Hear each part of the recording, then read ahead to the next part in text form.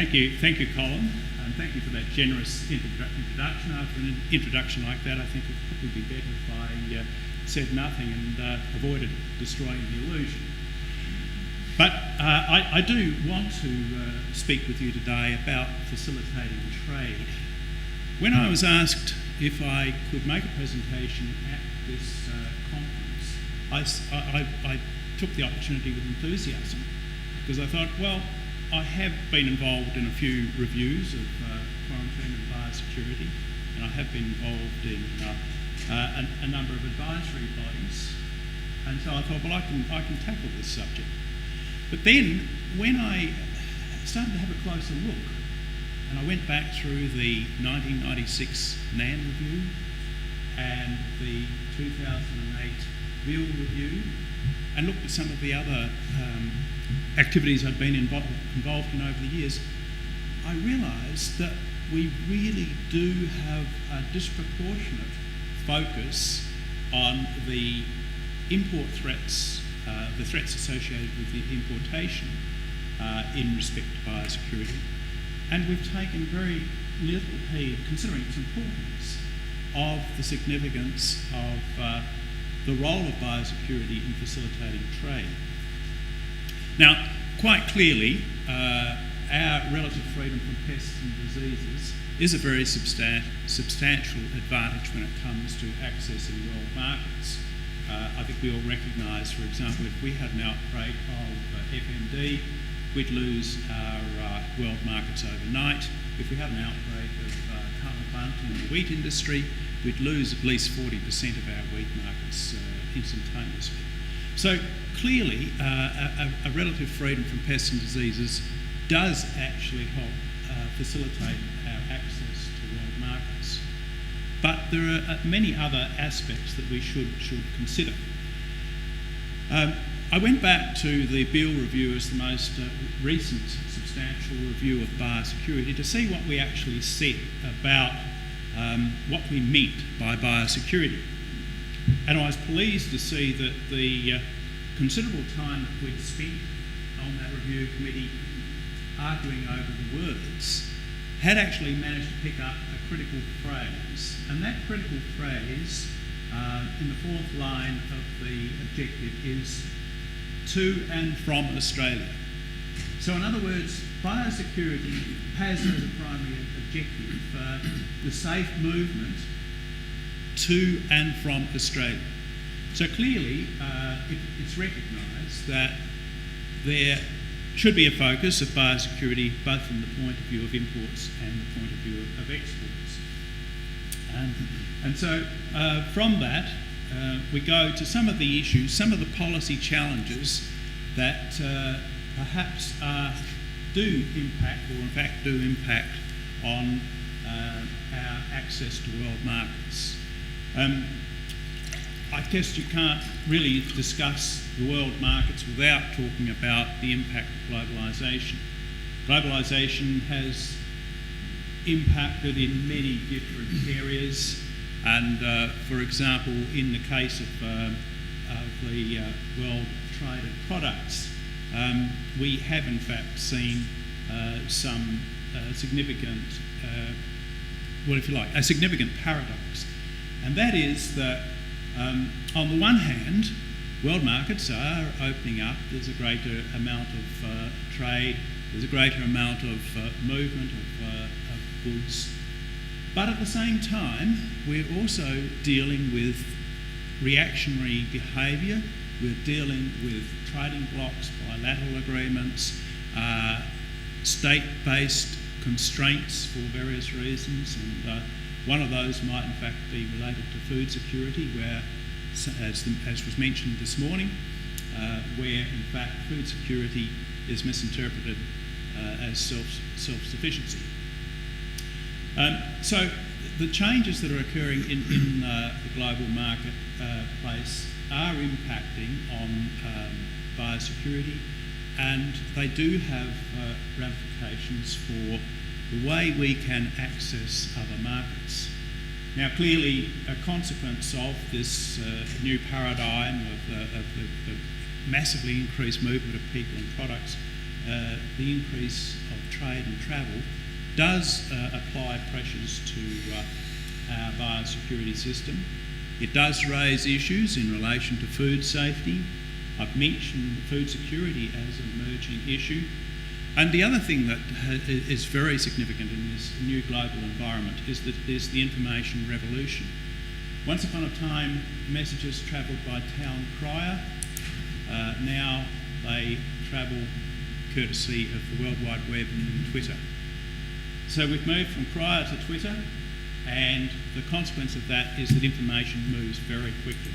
Not only positive information either, also misinformation. So that creates another realm of pressure. It also provides another opportunity, and I'll come to that a little later. I want to touch briefly on the overall approach to biosecurity before I go on to more directly address the facilitation of trade. One of the dilemmas in determining our approach to biosecurity is to settle on the appropriate level of protection, or as some people like to call it, the appropriate level of risk, because really we're talking about how we manage the risk of entry of unwelcome products into Australia, pests and diseases. The establishment of the ALOP is an international dilemma.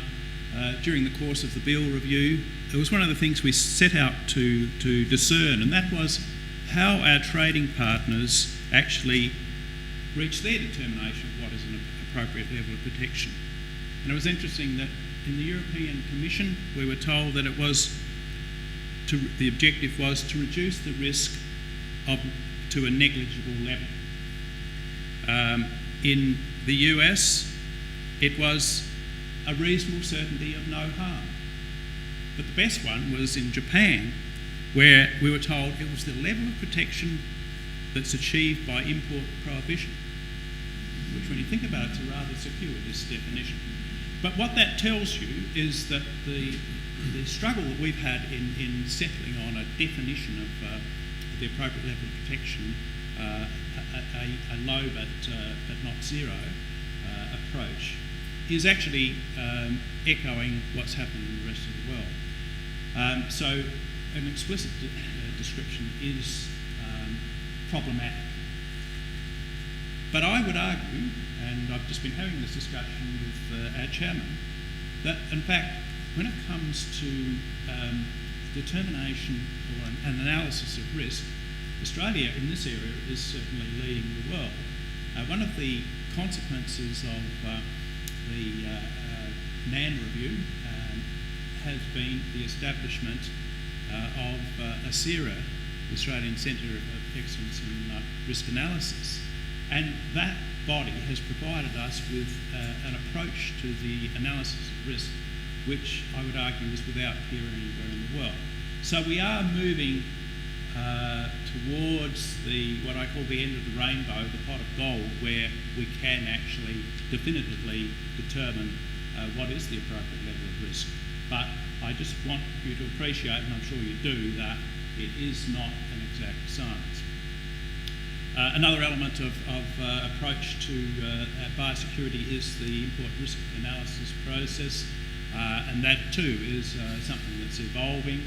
I've no doubt that you're all familiar with the model that's now used, which came from recommendations from the NAN review, was substantially updated in 2007, and reflects the ALOP as developed by government and the guidelines that the government establishes, but is operated at an arm's length from government involvement.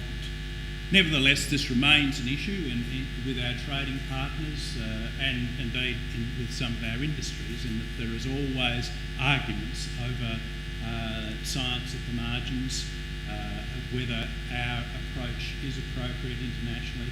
And our trading partners, some of them at least, do have concerns about our approach to the IRAs, but we could, I think, reasonably and confidently argue that our system is independent, it's transparent, it is consistent, and it's in harmony with world rules. And so, just finally in this area of discussion, looking at the relative freedom from pests and diseases, the concept of a continuum was developed in the Mann Review, the concept of pre-border, border and post-border. And the thing to remember with a continuum is that it works both ways, so that whilst the focus tends to be on products coming in and risks associated, there's also through this approach the opportunity to look at our export markets and how we can provide assurance to our customers that our products have integrity, that our products don't pose a threat to our customers. An important thing to recognise now is that our system involves a border, not a barrier, and we are now moving into a much more targeted approach in how we actually address quarantine intervention. As a response to at the time of the outbreak of FND in the UK, there was a major initiative, the increased quarantine intervention, which did actually move us away from a targeted approach more to a tallies approach. Happily, with the new approach that's now being adopted, we're back to a targeted science-based approach to our biosecurity and border activities.